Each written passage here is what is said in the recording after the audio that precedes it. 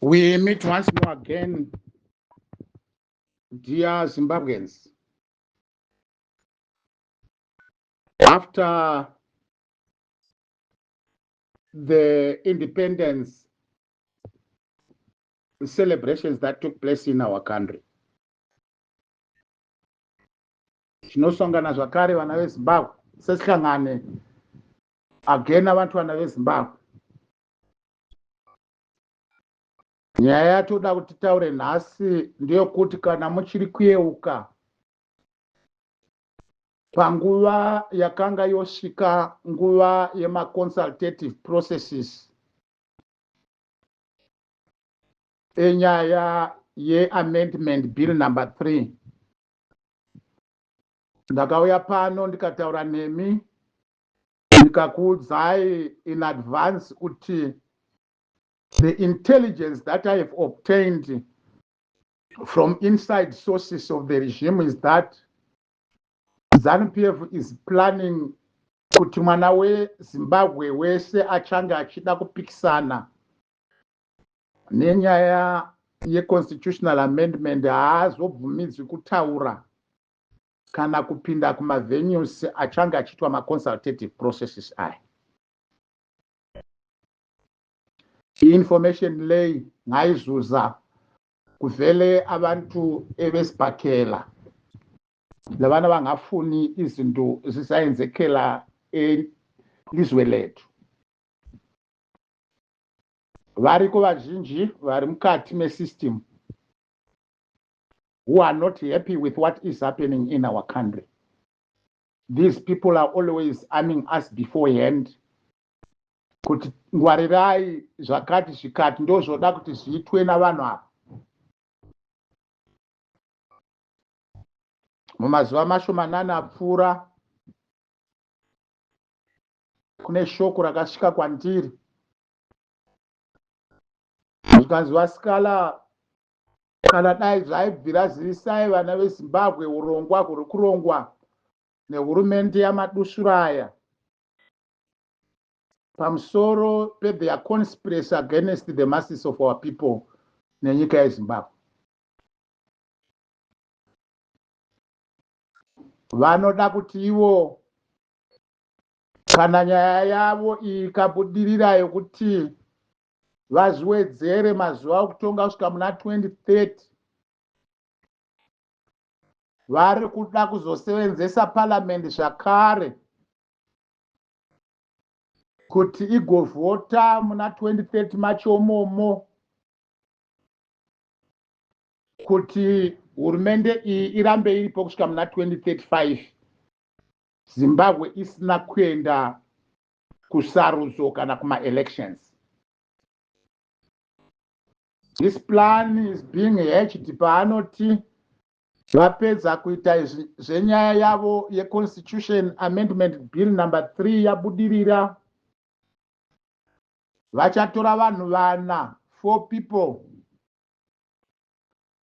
from the CCC yachavangu kuvaita maminista, vagotora vashanu vavo vagovaita madeputy ministers kuvapinza muhurumende anenge vachiti haiwa imi takukuriwa dhai nenyaya yekuti makasapota nyaya iyi muparamende, saka vana venyu vava kuita maminista, vashanu venyu vagova madeputy ministers.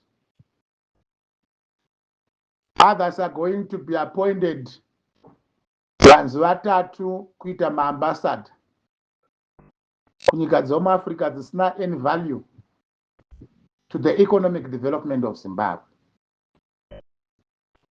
Saka izvi zvichaita kuti ivava vanhu vakapinda muparliament vachizvi ndeve CCC neve ZANU-PF vaite conspire against the masses of our people kuti Zimbabwe isachava nema-elections kusvika mugore ra2035, apo ticharamba tiri pasi pemahumbwe namatakanana iwawa atiri kuona muZimbabwe evanhu vari kuba, vari kutora Zimbabwe kunge backyard yavo, vachirya vachiguta ruzhinji rweZimbabwe tichinonge soswe nomuromo. Saka nzwisisai shoko iri kuti kana isisu vana veZimbabwe tikasangwara zvikuru kwazvo kuti tikaregera nyaya iyi ikaenderera mberi vakabudirira, nyaya ye2030 ikangonzi yabudirira chete, moziva kuti takaura savana veZimbabwe. Zvesarudzo kana kuti zvemaelections havachadi kana kuzvinzwa kana kuzviona. Vari kumboti yava nguva yedu yokuti tirye, asi nyika ichitambura kusvika pakagozharara kwadaro. Saka shoko rangu kwamuri muzuva ranhasi ndiri kuti vana veZimbabwe, ngwarirai kuti kana tikangoregera chete nyaya ye2030 ikabudirira, tichashupika nokushungurudzwa nokudzvanyirwa kusati kwakamboonekwa. Saka zviri kwauri wemwana weZimbabwe,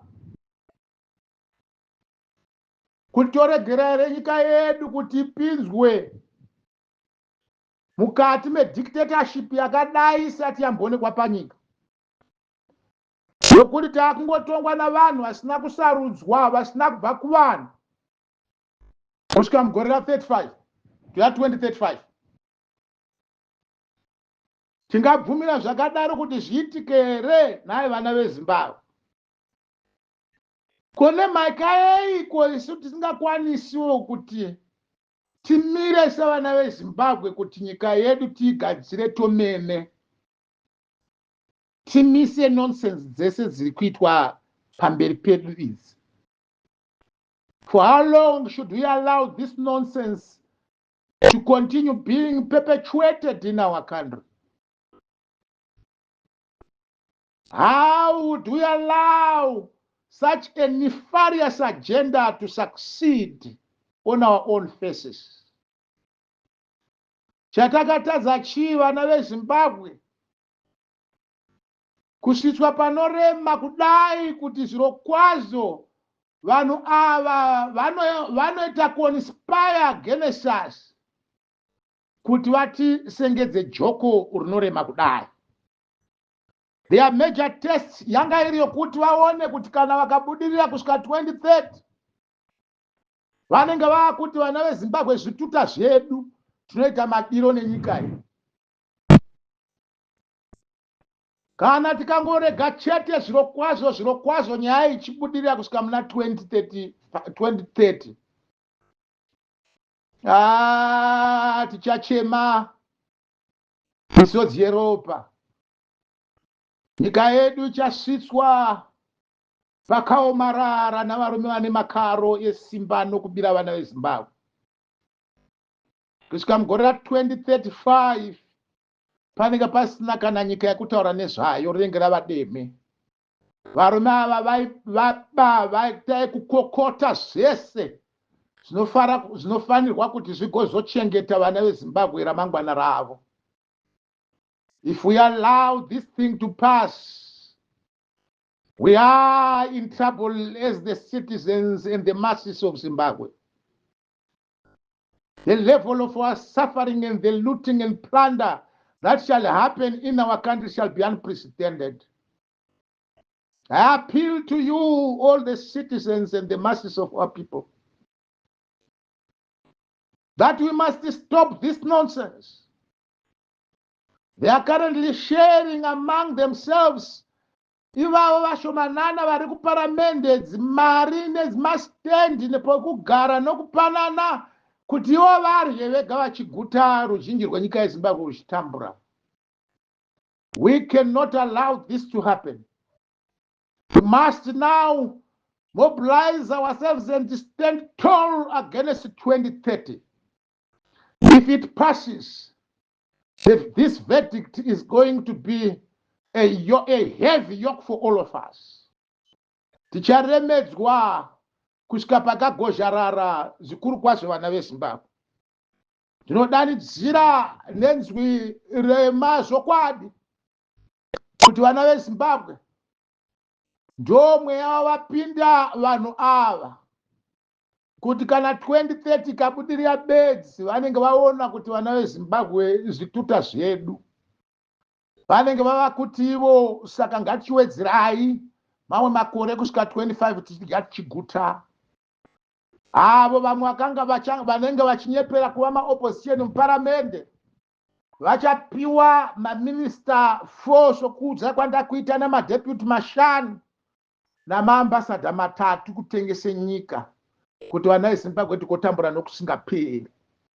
Ndinodanidzira kwamuri pazuva ranhasi, mwana wezimbabwe wese uri kunzwa dzwi rangu, dzamisisa fungwa nyika yedu yasvika pakuremedzwa. The conspiracy and the plot is evil against our people. Ngatisimudzei misoro vana vezimbabwe, kana taitwa zvituta kusvika pakadai. Aiwa, Jehovha Mwari ngatibatsire nokutinunura kubva muruoko rwakaipa kudai, vanoswera vachigara pasi kuita plot against us, kuti vatiremedze nenhamo nokutambura nokushungurudzwa kwakakura kukadai.